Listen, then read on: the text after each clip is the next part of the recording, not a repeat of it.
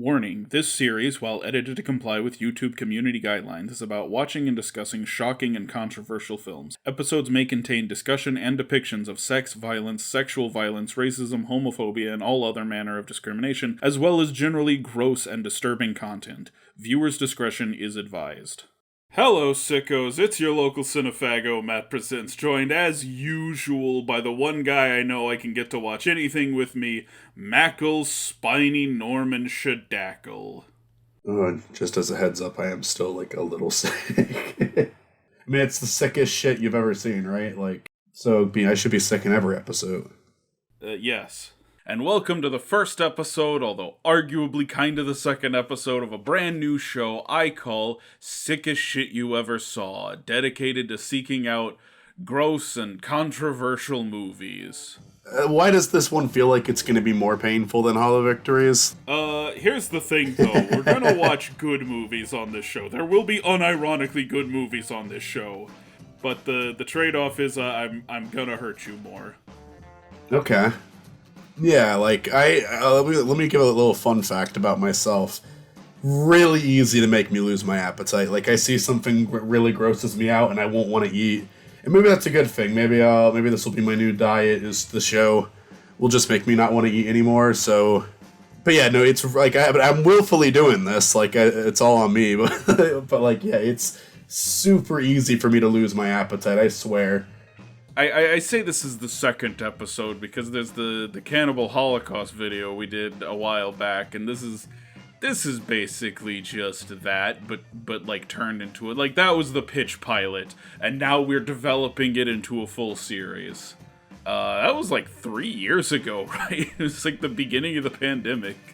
Yeah, it was one of at that point me and you've already collaborated a couple of times, but we were still that was when me and you doing collaborations together had months in between them, rather than every single fucking week. Yeah, I think you're in every video I'm releasing this month. I'm not a juvenile delinquent.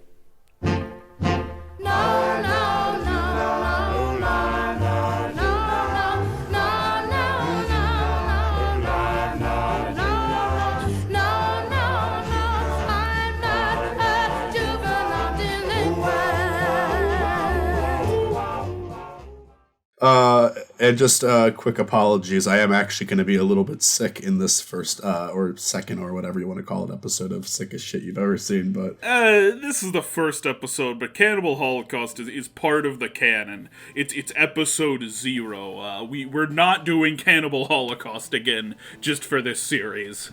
That was an interesting movie to talk about, for sure. Pink Flamingos, I know nothing about. But I have, heard, people kind of, say, oh, when that one, when you mentioned you were going to do that, I feel like Chris might have been familiar with it, based on something she said.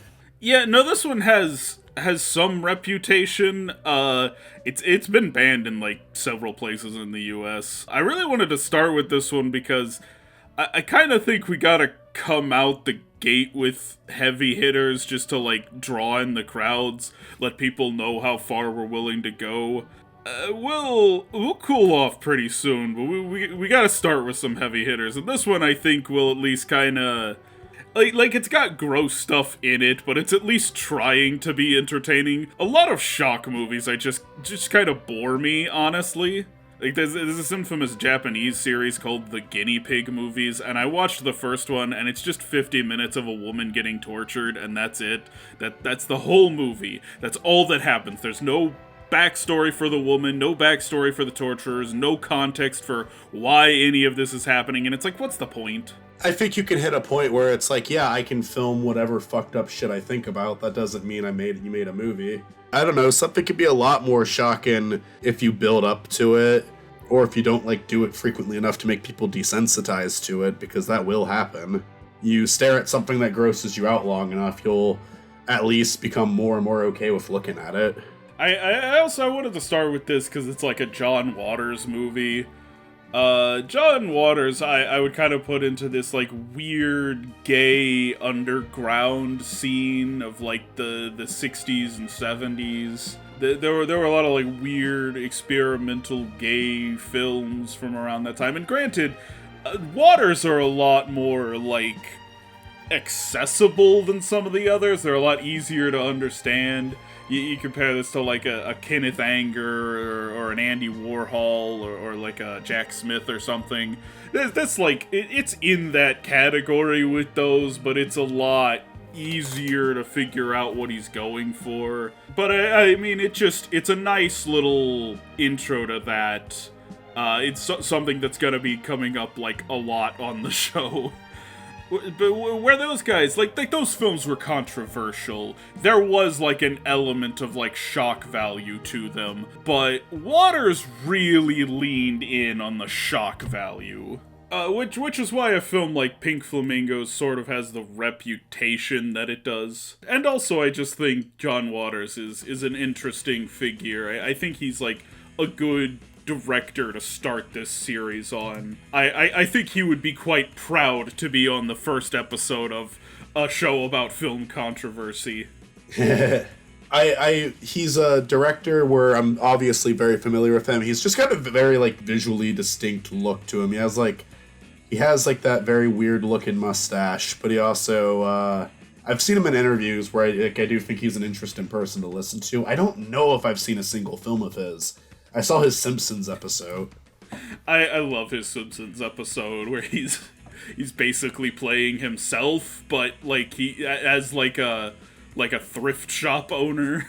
Right. I like that one. That one is like a bit mixed with people, but I do enjoy that episode. Pink Flamingos is probably like the most well-known movie he's made. He did direct the original Hairspray, upon which the musical is based, upon which the more recent movie was based, with like Zac Efron. That I think is his most accessible film.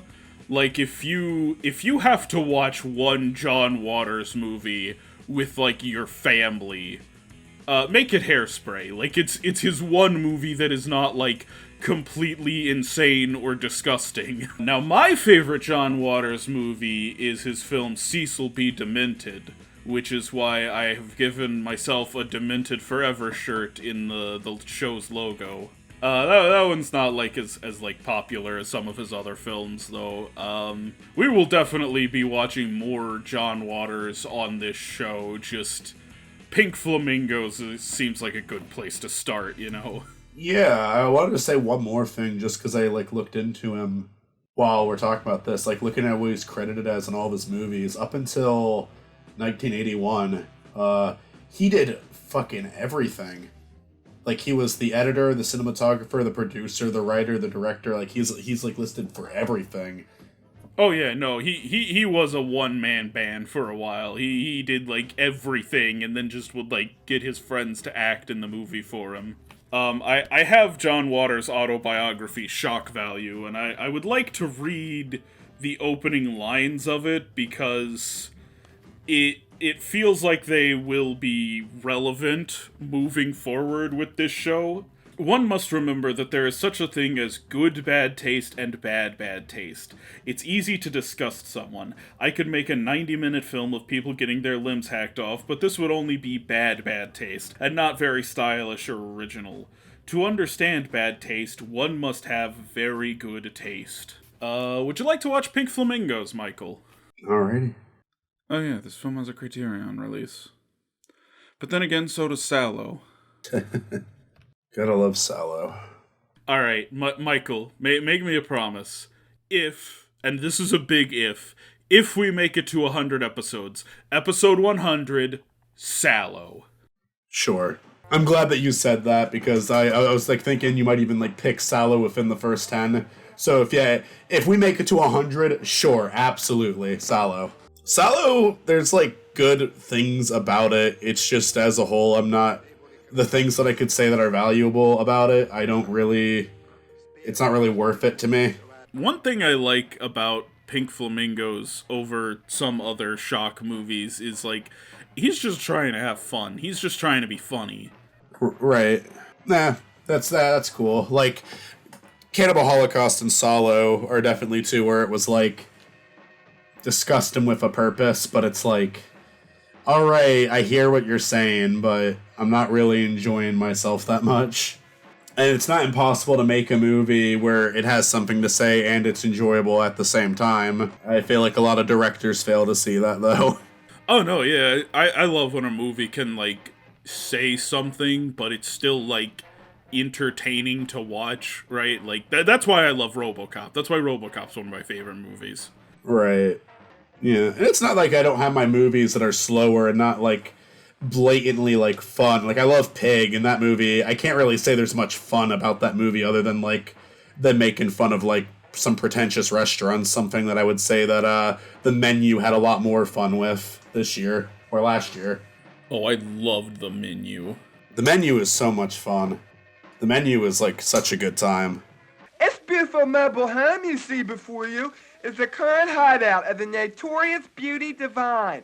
So, this narrator is supposed to be based on, like, a real DJ in Baltimore, and John Waters, like, asked the DJ to be in the movie, and he said no, so John Waters just did an impression of him. Hasn't that Eggman come yet? I love that Eggman so much. I like Eggman, too. He's a good villain. He's fun. I ate eggs this morning. Is this gonna be the last time? Is that gonna be the last time I ever ate eggs? We'll see.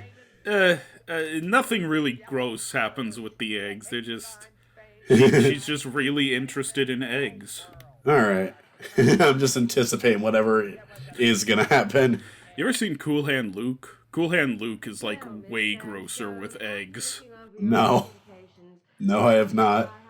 Out of this era of John Waters' filmography, I prefer something like Multiple Maniacs. I just feel like there's like a manic energy that Multiple Maniacs manages to hold on to the entire film, where Pink Flamingos kind of doesn't. Pink Flamingos drags a little bit. Gotcha. No, I mean, it gets gross once it, like, kicks into gear, but there's a lot of just sitting around and talking. Oh god, look at this disgusting filth. Oh. How would you feel growing up learning that you were in Pink Flamingos? You'd probably be a fan of that, wouldn't you? I mean, yeah.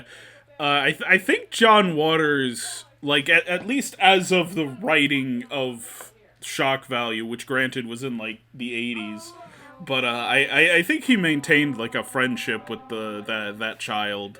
I think he still, like, was talking to her, like, 15, 20 years later. Now, this, I believe, was authentic graffiti they found. Like, no one in production did that. Tex Watson was involved in the Manson family murders. He's, like, the lead dude that, like, actually did the killings. Oh. I'm not a juvenile delinquent. Oh, hey, it's our theme song. Oh, yeah. I specifically picked this for the theme song because it was in Pink Flamingos. Also, it fits thematically, but right. I picked it just because it was, like, in our first episode. Yeah, and it is kind of cool that it's in the first episode that we're doing, too.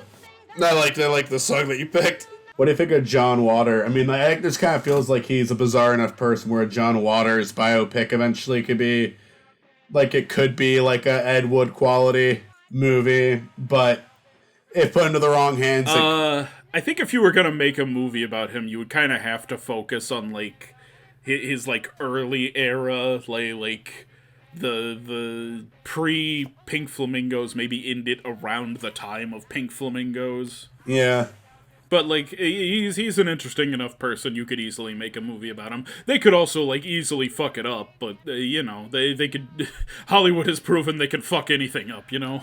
I think the issue is a lot of the best directors out there who could make a good biopic about another director might be more interested in, like, focusing on their own shit.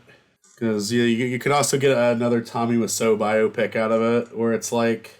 Only reason this is good is because because you are focusing on an interesting person, not because of anything that you did yourself. There he is. Dow Starwolf. Hey, you're right. You even did an edit with this, right? Yeah, I have. Check out Dungeons and Duckies. Very incomplete series, but hey, all the Dow Starwolf episodes are out. He has misunderstood the concept of his cock. In here, Mr. Eggman! Eggs, eggs! I am 100% convinced this is where they got the name for in the Sonic games. Oh yeah. They watched Pink Flamingo and were completely inspired. There's gotta be, like, a clip in here that could be reanimated with Sonic characters. Oh, yeah. Why are you doing that in front of me? Stop it, you asshole! I think it's pretty obvious why he's doing that in front of you. No, you'll see. Don't worry. I don't feel this needs elaboration. Don't worry. It'll all make sense in just a second. It's got a tiny ass. Just like Dow Star Wolf. Yeah, this is a pretty filthy movie. Oh, I'll give it that. It got there. Over the last 2 scenes especially. Oh, lovely. I love that even his pubes are blue. Oh, I didn't notice that. So essentially every single scene where we actually provide commentary is just going to be a blurry screen. Yeah, we're gonna have to cut back to ourselves a lot. And I, Connie, also love you more than anything that I could ever imagine. More than my hair color. More than the sound of babies crying, of dogs dying.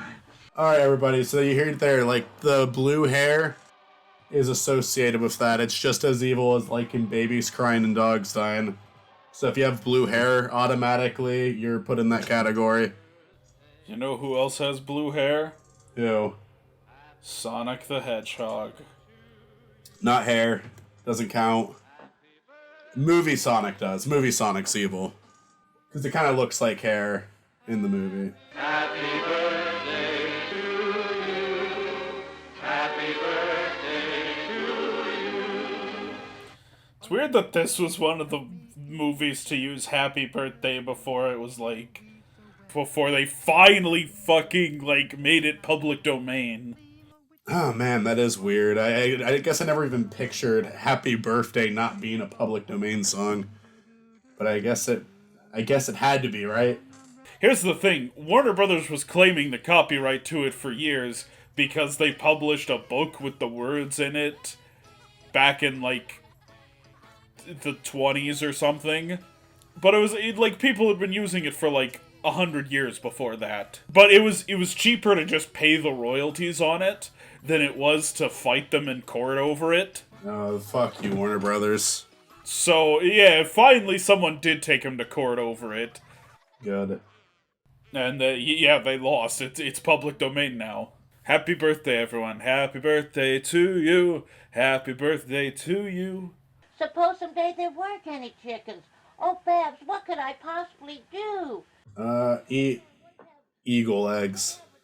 Be patriotic. Yes. Bald eagle eggs are famously the most patriotic meal. The most patriotic breakfast. See, like, Europeans don't know this, but here in America, for 4th of July, we love to eat eagle eggs. Oh. That's, like, our #1 meal for the 4th of July. Oh my God almighty, someone has sent me a bowel movement! Fans of this film started, like some of them would give Divine turds in, like, gift-wrapped boxes. How did she appreciate that? She wasn't that into it. I couldn't imagine why.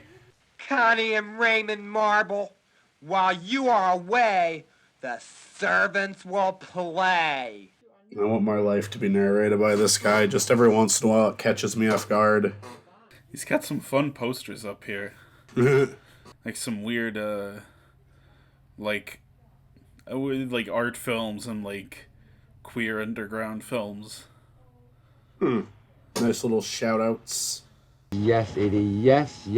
I'll make you the happiest egg lady ever. Don't you worry about that. I love you. I love you more than anything in this whole world. These are the 2 most wholesome characters in the movie.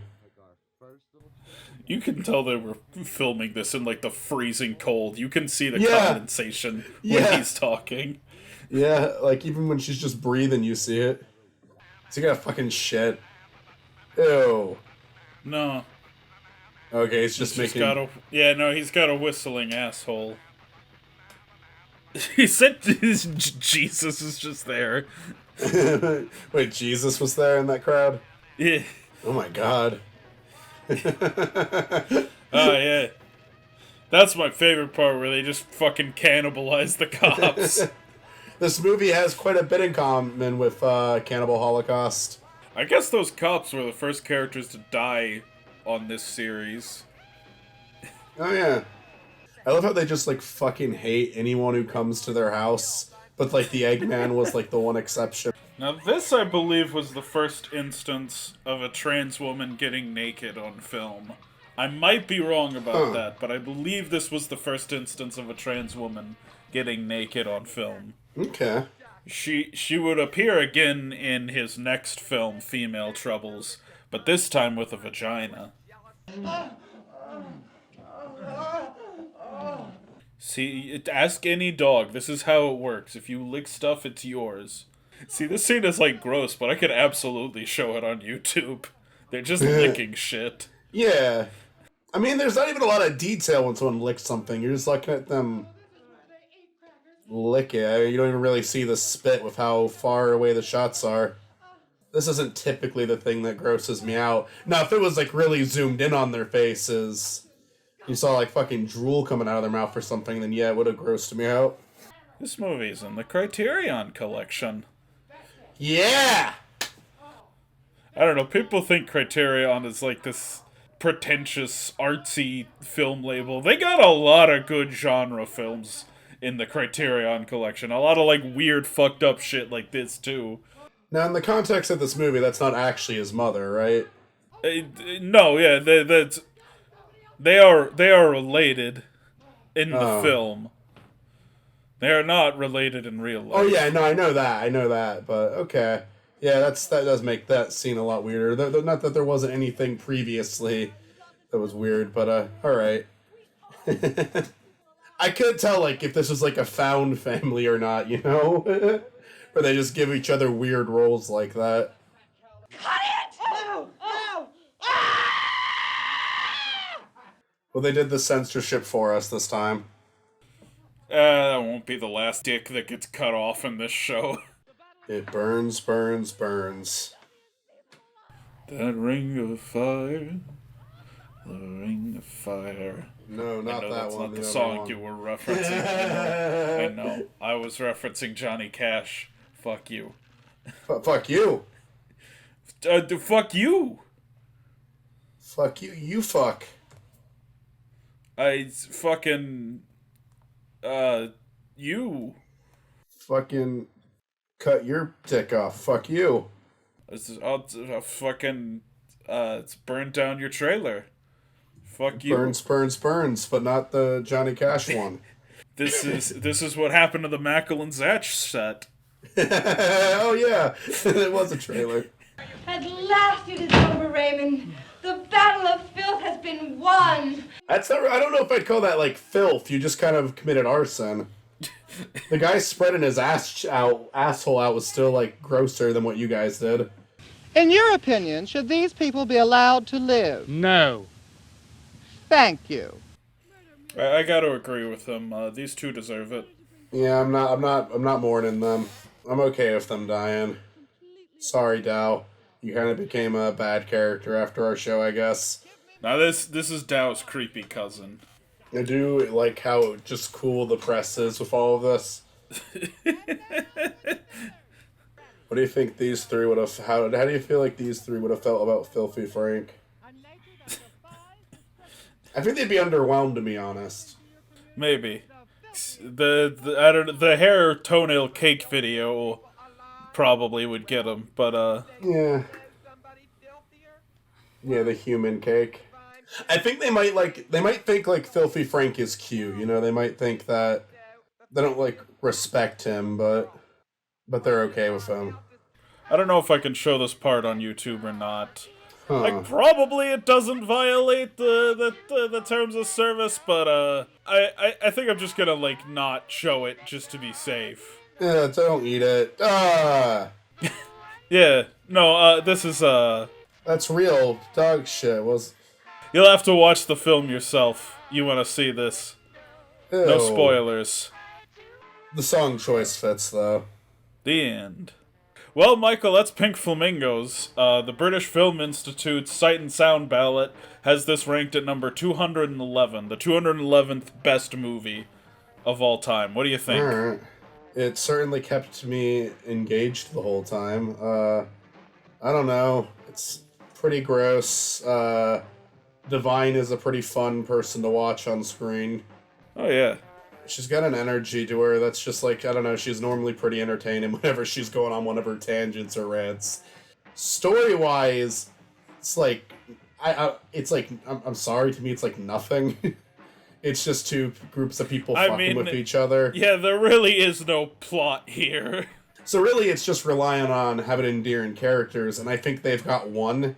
Because the two antagonists, yeah, I like what happened to them. They definitely stand out. They're memorable, but I don't especially like any of the characters in this movie. Like, Divine is a bad person, but she is entertaining. She is fascinating. Well, yeah, I kind of enjoy the performances in this movie. I think everyone's very fun, very over the top. They're all clearly having a good time making this. Right, and I that's why it's like I enjoyed watching it to an extent. It did gross me out quite a few times. I guess I shouldn't act surprised by that, but I will say that, like, saying it's, like, even in your top 200 seems a bit much for me, though. I guess it wasn't in their top 200, it was in their top 300. Yeah, no, this is, like, nowhere close to one of the best movies I've ever seen, not even fucking remotely. But, yeah, it definitely stands out. It's weird, it's unique. There is stuff about it that I enjoy. I am not... I don't hate this film. I get a certain level of enjoyment from it. I don't really know how to Letterboxd provides the option to just like log a film without rating it, and I have started doing that, but most of those, like, if you pressed me, I could give you like a rating out of 10 or something. This is in like the very small category of films that like I just can't give a rating to. I don't know how I would rate this. Like, how am I supposed to rate this? Yeah, like on what standard? Grounds? Like, it is so its own thing, you know? Maybe this is a good question we could ask for every episode. What was the grossest thing? I think they go out on the absolute pinnacle of it, right? Yeah. They ended it with her eating dog shit. That is how this movie ends. Yep. It looked pretty real, too. Maybe it wasn't, was but the dog was... It was absolutely real. The dog was squatting over, like, taking a shit, so they would have had to do a switch out really quick when getting that shot, otherwise. No, John Waters had the dog shitting in the shot so people would know it was real. Yeah. God, what a friend. What a friend agreed to do that for your shot. Yeah, no, I agree. I think that's the grossest shot in the movie. I think prior to that, it was probably the asshole spread, just because of how long it went on. Like, if it was just like a couple seconds, I probably wouldn't have said that, but like, no, they really focus on that for a bit. I don't really, I don't like seeing the animal abuse in any movies. With chickens especially, I'm going to acknowledge, as someone who eats chicken, it's not like I haven't contributed to a chicken getting hurt. I don't know if that chicken actually died or not. I couldn't confirm that to you. It definitely looked like they were at least getting hurt. So, Possibly. Yeah, I'm gonna like acknowledge there's a bit of hypocrisy, but it's also just like, I don't like it when you see animals getting hurt for a movie. So I'll criticize that. You can play devil's advocate, and I'm not even necessarily gonna disagree with you 100%. I'm gonna say though, if it's something as like commonly accepted as like killing an animal for food, it's like, that's at least something that most people do. If it's something like, oh, we're hurting an animal because it'd be funny for the scene in a movie, yeah, it was a long time ago, but it's like, yeah, I think you could be criticized for that. I don't think that you should do that. But does that make me hate the entire movie? Just like with Cannibal Holocaust, no, it's definitely something I'll comment on though if I see it. Like, I'm not gonna give people a pass on that. I think that there's I still think that you can set limitations. Like, you can have, like, a point where you can draw the line somewhere, right? Yeah. Yeah, and I don't think they should have done that for a funny scene in their movie. I don't know. Do you have anything else to say about Pink Flamingos? It's interesting. It is. I was entertained by it. I don't think I want to watch it again. But I think it was a good first episode too, because I think it just gets like a perfect embodiment of what this show feels like it's supposed to be. Yeah. No, I think this is the perfect one to start with. Yeah, it's even a movie about people arguing over who's the filthiest. You know, it's like, yeah, it feels right at home. I'm glad that the theme song for the show comes from this movie. Well then, for my co-host Makal Shadackle, I'm Matt Presents, and until next time, get more out of life. See a fucked up movie. Do the thing that's right. You'll do